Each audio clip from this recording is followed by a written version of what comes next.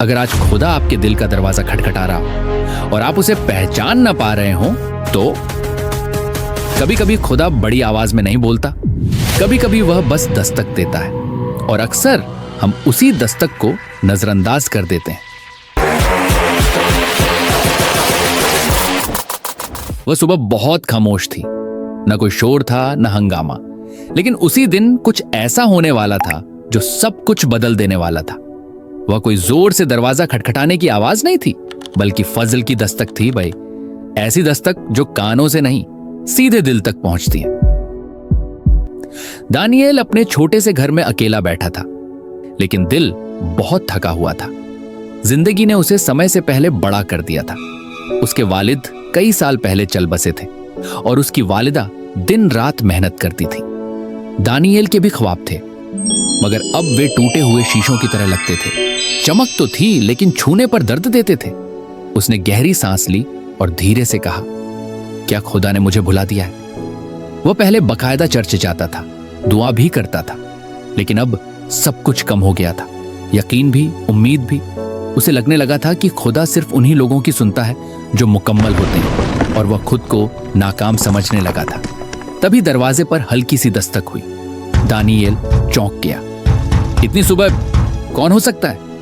उसने दरवाजा खोला। सामने एक बुजुर्ग शख्स खड़ा था। सफेद बाल, चेहरे पर नरम मुस्कान और आंखों में गहरा सुकून। उसके हाथ में एक छोटा सा थैला था। बेटा, क्या मैं थोड़ी देर अंदर बैठ सकता हूं? उसने विनम्रता से पूछा। दानिएल ने बेइख्तियार सिर हिला दिया। बुजुर्ग अंदर आए, मेज के पास बैठे और बोले, मैं चर्च की तरफ से लोगों में खाना बांटने आया हूं, लेकिन असली बात खाना नहीं है। दानिएल ने हैरानी से उनकी ओर देखा। बुजुर्ग ने धीरे कहा, असल बात यह है कि खुदा ने तुम्हें छोड़ा नहीं है। ये शब्द सीधे दानिएल के दिल में उतर गए। आप ये कैसे जानते हैं? उसने कांपती आवाज में पूछा। बुजुर्ग मुस्कुराए और बोले, क्योंकि मैं भी कभी तुम्हारी तरह था, टूटा हुआ, थका हुआ और मायूस।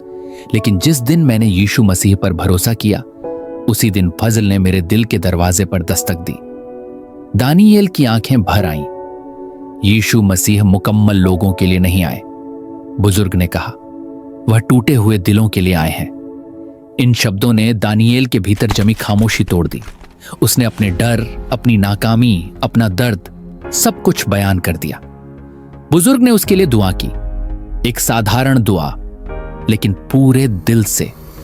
जब दुआ खत्म हुई, दानिएल ने अजीब सा सुकून महसूस किया, जैसे वर्षों का बोझ उतर गया हो। बुजुर्ग उठे और जाते जाते बोले, याद रखना बेटा, फजल हमेशा दस्तक देता है, दरवाजा खोलना हमारा फैसला होता है। वह चले गए, मगर उनकी बातें दानिएल के दिल में रह गईं। उसी दिन दानिएल ने फिर से दुआ करना शुरू किया, फिर से चर्च जाना शुरू किया, लेकिन उसका दिल बदल चुका था। अब जब भी वह कमजोर पड़ता, वह उस दिन को याद करता जिस दिन फजल ने दस्तक दी। और यह कहानी सिर्फ दानिएल की नहीं है, यह हर उस व्यक्ति की कहानी है जो थका हुआ है, जो टूटा हुआ है, जो सोचता है कि खुदा उसे भूल गया है। याद रखो, यीशु मसीह आज भी हमारे दिल के दरवाजे पर खड़े हैं और धीरे धीरे दस्तक दे रहे हैं। अब आखिरी सवाल, अगर आज फजल आपके दिल के दरवाजे पर दस्तक दे, तो क्या आप दरवाजा खोलेंगे?